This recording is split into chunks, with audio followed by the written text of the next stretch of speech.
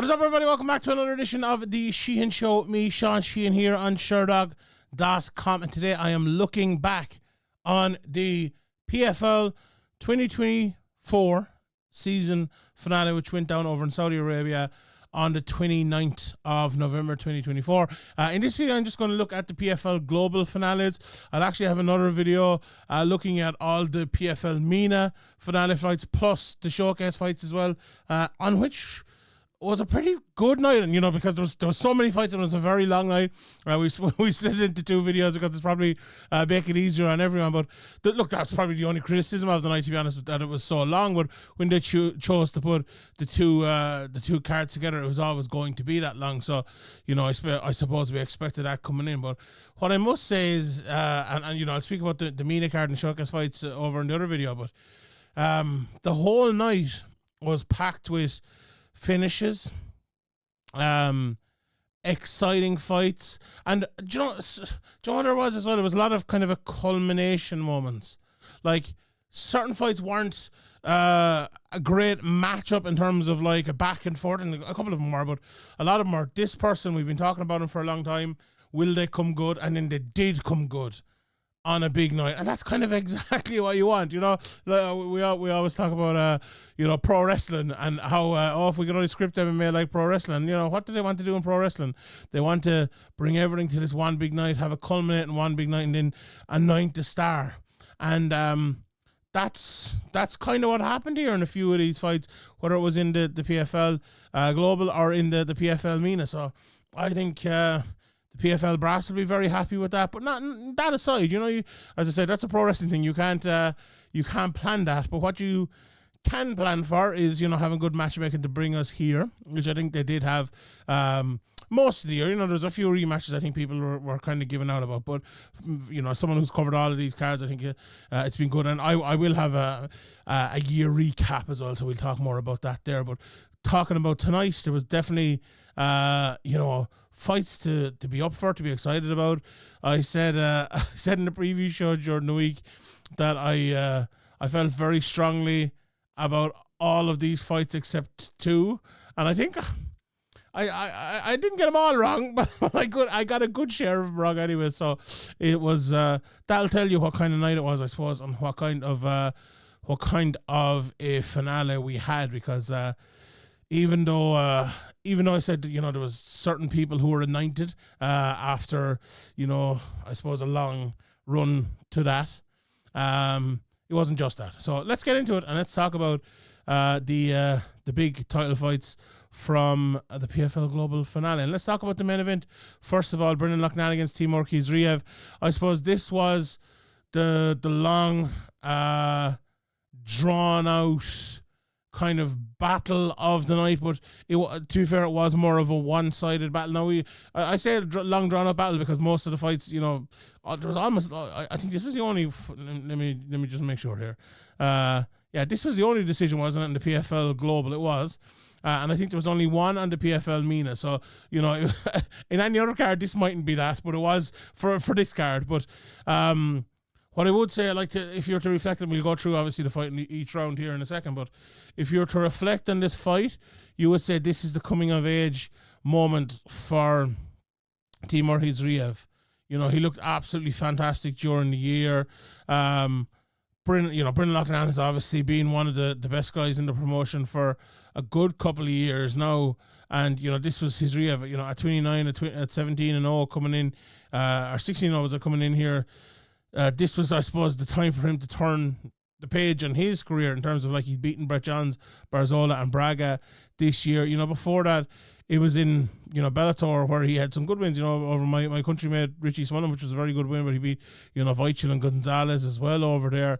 I suppose, when you're a guy like that and you have the world at your feet and you're improving constantly, to take it to the next level is always, the next thing on the ledger, the next thing to do. And some people do it, some people go to the next level, and some people don't. But also some people meet another person at that level that they just can't get over, they can't beat. And I think we'll get to Umalatov and Musayev in a few minutes. I think that was probably a good example of that. But Khizriev, one thing I want to say before I start and get into the recap, I suppose, of this fight is, I went back and I watched a good bit of him before this, and I'll tell you what, when he got to Bellator, like he was always very, very talented. You know, if you beat Daniel Weichel and Richie Smullen in your first 2 fights in Bellator, you're very, very talented. But I went back and I watched, I think it was the Weichel fight, and you look at Hizriev on the feet in those fights, right? He was always brilliant on the ground, always brilliant takedowns. And he could always strike on the feet, always had a good one-shot power and good one-shot efficiency. But you see the difference between him and those fights and the difference between him now. And that's only 2 years ago. Literally, I'm looking at the Weichel fight here, it was the 18th of November. Literally, 2 years almost to the day. He is, outboxing Brendan Loughnane, one of the best boxers in that division, regardless of promotion, that is incredible. And that's the sort of improvements we don't really see as much of in mixed martial arts at that sort of level anymore, because it's and this is a weird thing to say, maybe this is another podcast or a longer podcast for another day. The build, like, he came into Bellator at, what was he, 10-0 or whatever he was, Weichel, Smullen, Gonzalez. That's a good build. Then you fight Johns, Barzola, Braga. That's another good build as well, to better and better and better fighters, and then Brendan Loughnane here. Like, you're talking about what's that, 6-7 fight build to a culmination against Brendan Loughnane, one of the top guys in the world. My point is, we don't really see that as much anymore, but that's exactly what a fighter who comes in with a lot of hype, with a lot of ability at 10-0 should get. And it's brilliant. I suppose we see a good example, Ian Gary. We've seen it with him. We're seeing it now maybe with Paddy Pimblett. It won't work out for all these guys, and not all these guys are going to go on and be, champions. But this is why fighters need build-up, because they can improve in front of your eyes like this, and Hizriev has no shadow of a doubt about it. So let's get into the fight and talk about it. I think a lot of people in the middle of the fight, the commentary, I saw a lot of people online as well talk about Brendan Loughnane having an injury, and maybe his right leg or his right knee. As I said, maybe they've confirmed it now after this. I literally have jumped on straight away after the card, after the decision was read to record this, so I haven't heard the full, if there was any prognosis or anything given. But it was something I didn't really notice massively. It didn't take, pains to kind of examine. Before it was said by Dan Hardy and others on the broadcast. If it did happen, I didn't see it. I didn't see it very, very early, and I think it probably was from something that was landed. Whether it was, it was the other leg, obviously the left leg. He was landing most of the shots to the leg kicks too. So sometimes, as we saw, there was a fight. Jesus, I can't remember what fight it was last week. Someone went to kind of stand on one leg that was already hurt, ended up kind of favouring the other, and then hurt the other leg because of that. I wonder, was that something maybe that happened here with Loughnane? You're like, right, I'm gonna move more on this leg than the other leg, and I don't know, maybe something like that, or maybe it was an injury. He's had knee injuries obviously before, but I think Hizriev performed so well that would it have made any difference now? It's a very easy thing for me to say, but it's hard to say. So to start off and run through the fight here, a lot happened. Hizriev, his jabs and his leg kicks, if we're talking about leg kicks, immediately leg kicks are a big part of this. He landed some lovely teeps to the body, lots of calf kicks, lovely right hand early in the first shot. Loughnane landed, was probably a minute in with an inside leg kick. That was quickly countered by Hizriev, and then he landed a lovely spinning kick, John Jones-esque, to the body. Loughnane threw a wheel kick, which was ill-advised, and he fell, and Hizriev landed on top. And I was kind of taking notes as the round went, and at the end of the round, I wrote in my notes, Loughnane too nervous.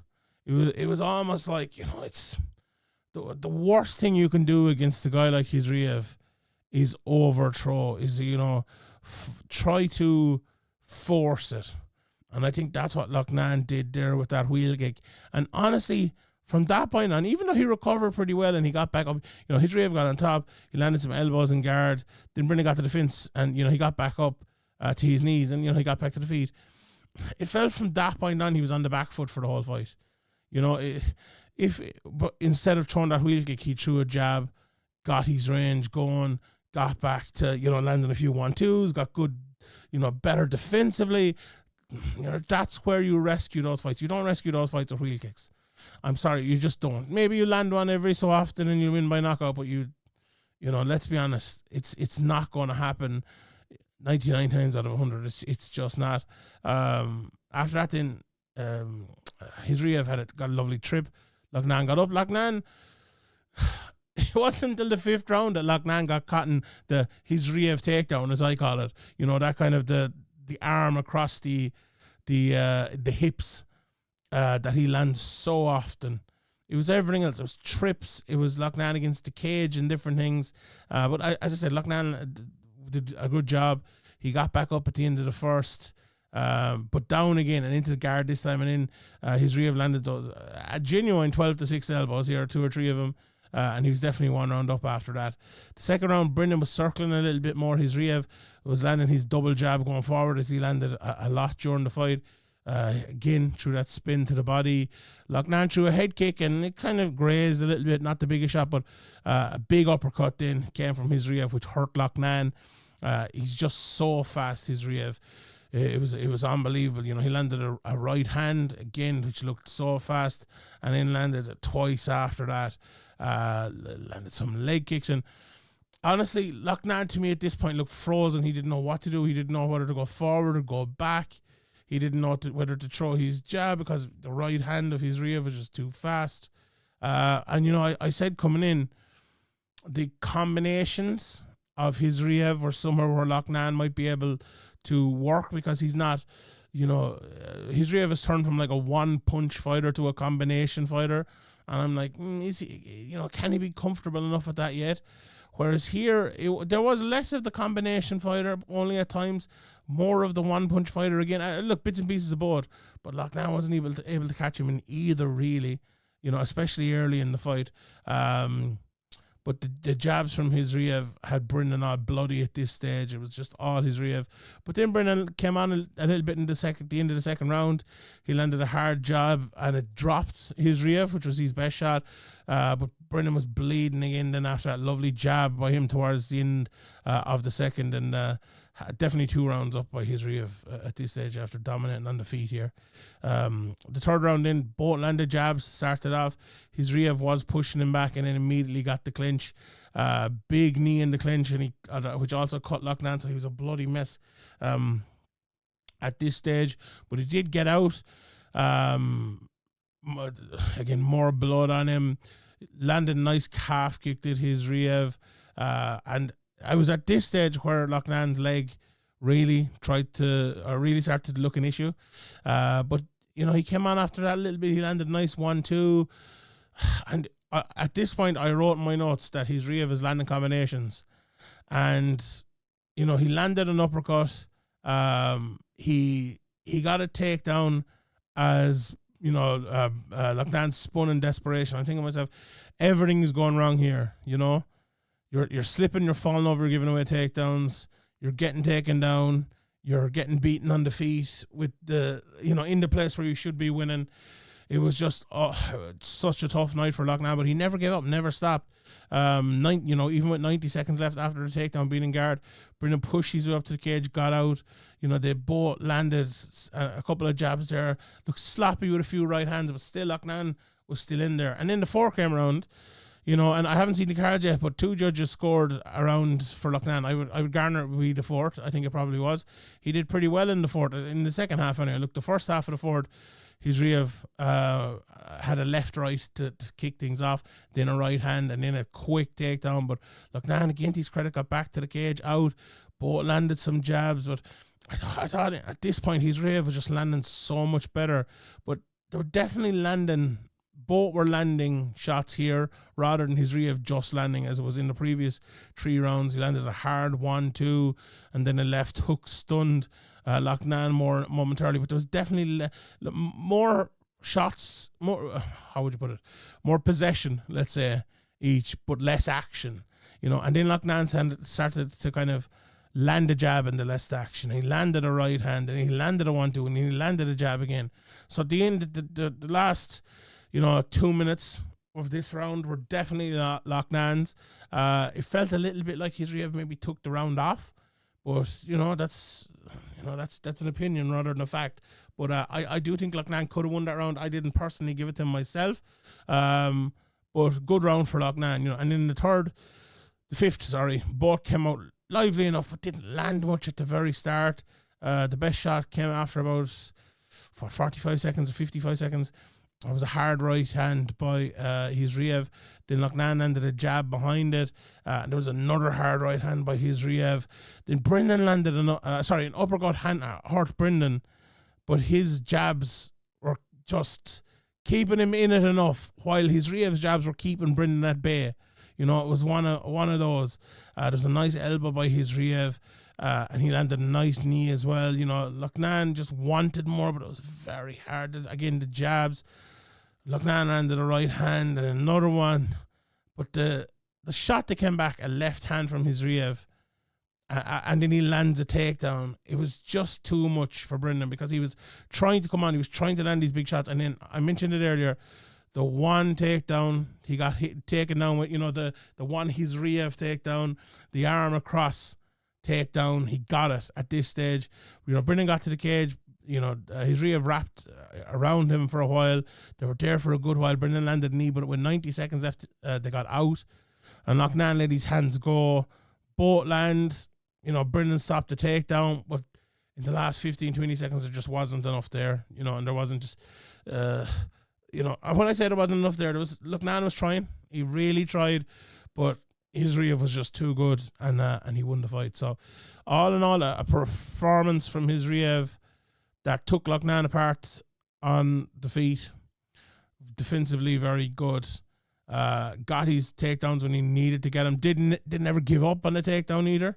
He sometimes when you're in a fight like that and you're a wrestler, giving up on the takedowns just allows your opponent to strike more, and allows him to get comfortable on the feet, and that never happened throughout this fight. So, great win for Hizriev. He wins $1 million, and he absolutely deserves it. Look, the standout guy at the weight class this year, no doubt about it. Then we had the women's 125-pound fight between Dakota Ditcheva and Talia Santos. And I tell you what, I picked Ditcheva coming in, but when I saw the betting lines moving and moving and moving and moving, honestly, I was moving myself. I'm like, do you bet Talia Santos here? The line was just too much, but the bookies aren't often wrong, and this line was actually not big enough. If you go by the fight, okay, it's different. The lines aren't made by the fight, but if you were to retrospectively go, this is a line that probably should have been minus 1,500 or something like that. Dakota Ditcheva beat the living hell out of Talia Santos, so much so. And I said this on Twitter. Someone gave out to me. She made her quit. I know she hit her with a body shot, and body shots, can stun people and stop them. But no, I'm not buying it in this one, to be honest. She made her quit in the middle of that cage. She beat the living hell out of her. Beat her to shreds. What a performance this was from Dakota Ditcheva. And I've been saying it for a long time. She is a star. An absolute star. She's roaring afterwards. She's like, "Oh, I'm just too pretty. I'm just, I'm a Barbie." But what about that performance? It's like everything you'd want, everything, the full package, the total package, and the fighting is the most important part, though. Jesus, what a performance! Let's get into it. She started off with a leg kick, answered by Santos, who did a good job there. But then 3 more from Ditcheva, and then a 1-2 from Ditcheva. Santos did get the clinch. She got the double unders, and I was thinking, okay, here we go. We spoke an awful lot about this. Here's where she gets the fight to the ground. And she did. She pulled it to the ground. But Ditcheva got on top, and then she stood up, which was smart. We don't see enough of that in MMA anymore. We really, really don't. If you're a good striker, if you dominate someone on the ground and you get on top, get the feck up. Push off him, stand up. And that's what she did. She landed a lovely 1-2. But I thought at this stage she held back a little bit on him, which is what you don't want to do, right? But look, could you blame her? She got into one clinch, she got taken down. You're like, okay, let's hold back a little bit. Santos got into the clinch again. Then she got a trip, but Ditcheva got right back up. Santos got her back in the standing clinch, but couldn't do anything with it. Got to the break. Tees from Ditcheva. right hand from Decheva, and now she was varying shots, you know, left hook, leg kick. Santos started to reach with her shots, and it's funny as well what Decheva achieved here, especially in the first round.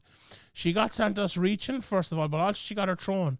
We spoke about it in the previous show. You look at Santos against the top people like Shevchenko. She refused to throw. She just waited on the outside. But Decheva, by throwing a little bit of pressure, throwing the leg kicks from the outside, being as tall and big and long as she is, Santos couldn't wait, and she couldn't just stand on the outside, which was a triumph for Dakota Decheva. It really, really was. And it wasn't just on the outside, because she came on, that body punch she landed towards the end of this round was absolutely brilliant. Decheva was switching. She landed a push kick to the face, and then she stunned her with 2 right hands, landed an elbow, and then Santos, to me, late in this round, looked devoid of ideas. Looked really devoid of ideas. The second round, Decheva came out southpaw straight, right down the middle, a beautiful left hand. Santos lands a couple of hands to get on the inside, and she did well there, but Decheva landed a big knee inside. Santos kept the clinch, but Decheva broke, and then she started just picking her off from range. So, like, Santos tried to throw her hands. Decheva countered her, caught her. She tried to get in the clinch. Decheva hit her in the clinch, broke her up in the clinch. She tried to change things from range. Decheva changed things better. So, like, everything Santos tried to do was just no good. She was thrown, but there was just no effect. Lovely leg kicks and a face kick. Again, another front push kick from Decheva. Lovely straight left again from Decheva, because this switching of stances from Decheva was, you know, she's always done that. But look, I suppose we haven't seen her fighting this long against someone this good. They looked so good here. Absolutely phenomenal. Knee to the body from Decheva, and then a clinch, an elbow on the break from Decheva. You know, the elbows here in PFL again were absolutely fantastic. And then another push kick to the face hurt Santos badly this time. And I was thinking to myself here, like, oh, this fight's over. Decheva just has to go for it. But then she didn't. She did not go for it. And I was like, oh, God, I don't know if that's the right decision at this level and this sort of fight. You have to go for it. And she didn't. And then Santos recovered, and there was a clinch. And then there was an elbow and a knee to the body from Decheva. And then Decheva, I think Santos at this point kind of realized, right, she's hurt me once. I've survived. And now she's just going back to hurting me again. And she landed a big shot to the body, and then body shot. The referee stopped it. And the referee stopped it because Santos took those shots. She crumbled over, took 2 more shots, and you could tell by her body language that she was just wanting the referee to stop it. It's like, I cannot compete with this girl. I can't take what she's thrown at me. And she couldn't. She absolutely couldn't. She broke her, the Decheva. She absolutely broke her. That, look, the knee to the body, look, it hurt her, I'm sure, very badly. Hit her in the liver and the ribs or whatever. But she broke her. She crumbled her mentally as much as physically. And it was all over. What a win for Dakota Decheva. She's a star in the make. You know, it's probably a chat for another podcast. But that performance was superb. Absolutely superb. Then we had, was it the quickest fight of the night? Impa Kasanganay against Doltev Yashimuradov. Both of these lads came out with this in mind, I think, with an early finish. Impa was throwing hands. Yashimuradov answered, landed some leg kicks. The pace slowed in. I was thinking, okay, we're going to get into it here. Maybe we'll have 2 or 3 rounds. But no, that changed again. Both landed hard. Impa was on the attack. He landed a shot. I was thinking, okay, maybe Yashimuradov playing with a little bit of fire here. Impa hits hard. But then Yashimuradov landed harder on the counter, and Impa was hurt. And Yashimuradov threw about 20 shots and got the finish. And I watched it back, and I'm like, Jesus Christ, what happened there? You know, Impa's usually very good in those positions at moving or getting away, but it was the first shot, I think it was a right hand, that really hurt him. And he was done from that point. And because Yashimuradov didn't, as I said, he threw about 20 shots and maybe landed 3, the last of which was a good shot. But there was so many shots in there that you're thinking normally for a guy like Impa Kasanganay, who has a great chin and who survives an awful lot, that maybe he'd be able to weather that storm. he just wasn't here at this occasion, and it must have been that first shot that hurt an awful lot, because it wasn't your typical like, okay, I'm going to try to find my feet and recover, or I'm going to move smartly this way or whatever. He was just falling kind of for those 20 shots, and Yashimurdov gets the win. It only went, let me just check here, 58 seconds. And, I'd say probably 18 seconds were kind of the falling backwards after that big right hand. So big win for Yashimurdov there. Obviously, after failing, I suppose, over in Bellator against Corey Anderson. Feel sorry for Kasanganay, obviously, trying to go in and become the double champion. But as I said, it's not that easy, without a shadow of a doubt, to do that. But, 10 fights in 2 years for Kasanganay, it's a whole lot. And a great win there for Yashimurdov. Let's be honest, look, if they do a light heavyweight tournament again, I think both of those lads will probably be back in it next year. And would you be at all surprised if they met in the finale or the semi-finals again? I think probably not. So great win for Yashimurdov there. The rest of the fights then, were also finishes. We spoke about Umalatov and Shamil Musayev from the start. I said this is one of the most high-level fights you can get in MMA, and although I don't think it delivered that, and outside of the UFC, let me just reiterate, I don't think it delivered that, but it was a very good fight. It was a kind of a feel-out process early. Shamil landed some leg kicks. Very little landed in that first half of the first round, but then a big left hook from Shamil hurt Umalatov, who could manage to get the clinch. Both landed knees on the inside. Long clinch. Shamil got a trip up immediately. Umalatov was kind of stalking, and Shamil was moving away. And then Shamil landed a lovely left hook late. But I think a big issue for Umalatov, we spoke about in the previous show, is when you stalk Musayev, what's going to happen is what happened to Logan Storley. So I think he was stalking, but with no great offense, coming with that stalking. And a bit of that happened in the second as well. The second round in Umalatov, I thought, started quicker. He was just trying his best not, I suppose, to get stuck in that place where a lot of people get stuck against Musayev, where you're just waiting on him to get you, really. Umalatov went hard for the takedown, easily stopped by Musayev. Then Umalatov landed that nice hard calf kick that he usually does. Landed 1-2. So good start from Umalatov. Went for a takedown. He got him down, but it was immediately reversed. And you're thinking at that point, okay, this could start. It's quickly gone here. Shamil got his back against the cage. It got to the clinch. Got a takedown against the cage, up from the clinch, and Umalatov landed the hardest shot, to be honest, near the end. So you're thinking 1-1 at this stage. Not a whole lot had happened through two, but that changed in the in the third round very, very quickly. Again, a bit of a feeling out process here, but Umalatov again maybe taking the initiative, all action, and exactly what happens when you get all action and start to push forward against Musayev. He catches you, and he caught him with a left hook, hurt him, and finished him. And I just wrote my notes, boink, because that's what happened. That's what happens against Shamil Musayev.